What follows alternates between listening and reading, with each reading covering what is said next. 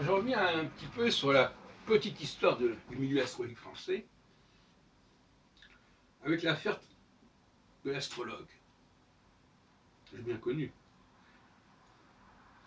Je voudrais peut-être me tromper un jour, à un an près ou deux, mais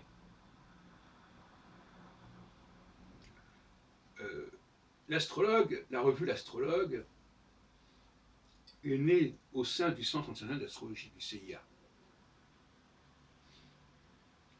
Mais à la suite de la création d'Astroflash, à laquelle Barbeau a participé, comme on l'a payé pour faire un certain travail dans le cadre de cette société, il y a eu des clashs au sein du Centre national d'astrologie et ça l'a obligé à démissionner, je crois, si je me trompe, de son poste de vice-président. Mais aussi, alors il aurait pu démissionner de ses responsabilités en tant que rédacteur en chef de la revue L'Astrologue, mais ça ne s'est pas passé ainsi. Il est resté aux commandes de la revue L'Astrologue, mais en dehors du Centre national d'astrologie. C'est-à-dire que l'astrologue, il y avait eu un accord avec les éditions traditionnelles, je ne sais pas comment elles s'appelaient à l'époque, Vilain Bel-Homme, je crois, qui étaient les héritières et successeurs de Jacques Ornac, si je ne m'abuse. Et finalement,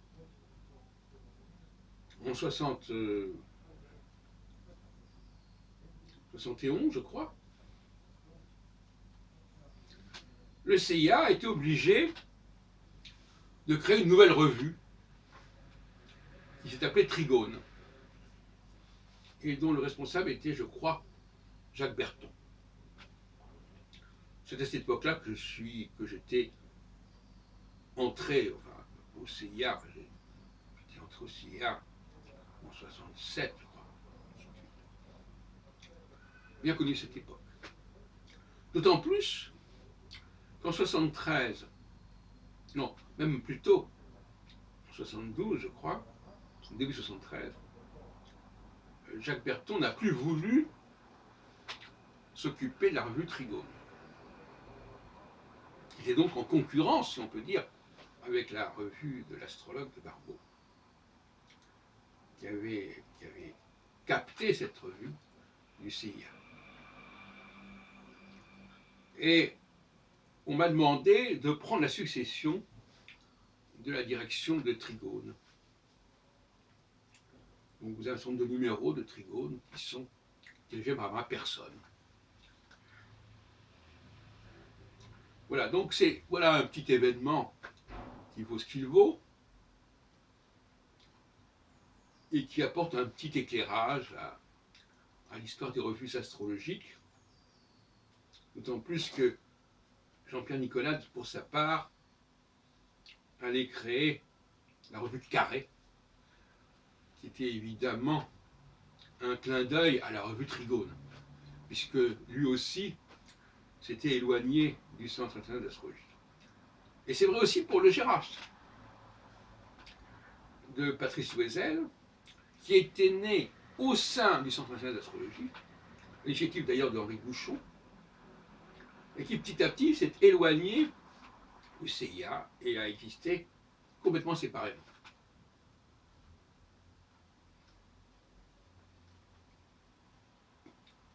Il y a beaucoup de choses qui sont nées à partir du CIA et qui sont allées dans différentes directions. Même par exemple la bibliothèque astrologique dont je m'occupe était née sous la houlette du CIA de cette manière. Et par la suite, elle est devenue indépendante. Voilà un peu, pour comprendre cette période des années 70, il faut comprendre que le CIA s'est décomposé en quelque sorte.